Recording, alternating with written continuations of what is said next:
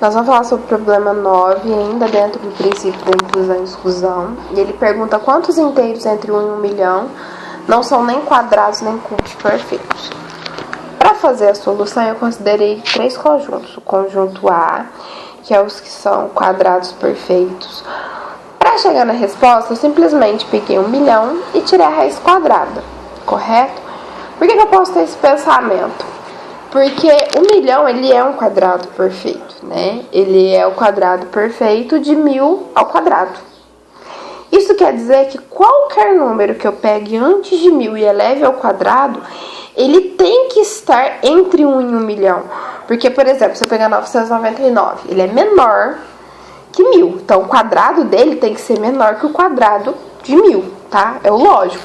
Se eu pego o número A e esse número A ele é menor que o número B, quando eu levo os dois ao quadrado, lembrando que isso aqui fora o intervalo 0 e 1, ok? Vamos esquecer esse intervalo por enquanto, falando dos inteiros. Vai continuar esse aqui sendo menor que esse. Então, eu tenho 1000 números que, quando elevados ao quadrado, estão entre 1 e 1 milhão. Fiz a mesma coisa para achar o cubo, o conjuntinho B. Daí eu peguei 1 milhão, tirei raiz cúbica, eu tenho 100 números que tem raiz cúbica, eu tenho 100 números que tem o cubo dentro desse intervalo.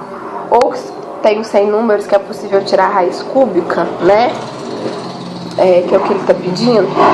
E eu tenho que considerar também a intersecção desses dois conjuntos, que é o número que é elevado à sexta potência, tá?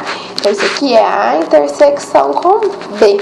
Eu falei 3 conjuntinhos, mas não, era só 2, mas é intersecção. E que eu tenho 10, que eu tirei raiz sexta de 1 milhão. Então, o que eu faço? Eu somo os dois, diminuo a intersecção. Lembrando que isso aqui, lá no comecinho, lembra que você tem... É que eu quero saber, né, quantos números tem em A união com B. Aí é aquela brincadeirinha que a gente faz. Soma quantos tem só em A, só em B, diminui quantos tem nas intersecções 2 a 2, depois soma das intersecções 3 a 3, diminui das intersecções de 4 em 4, assim por diante. Então, esse é bem lá no comecinho.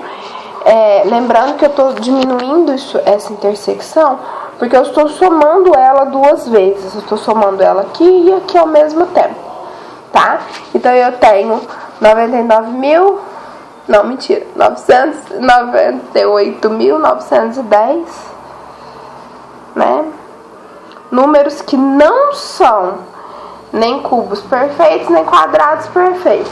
Lembrando que eu cheguei aqui pegando 1 milhão e diminuindo o que eu achei aqui em cima, ok?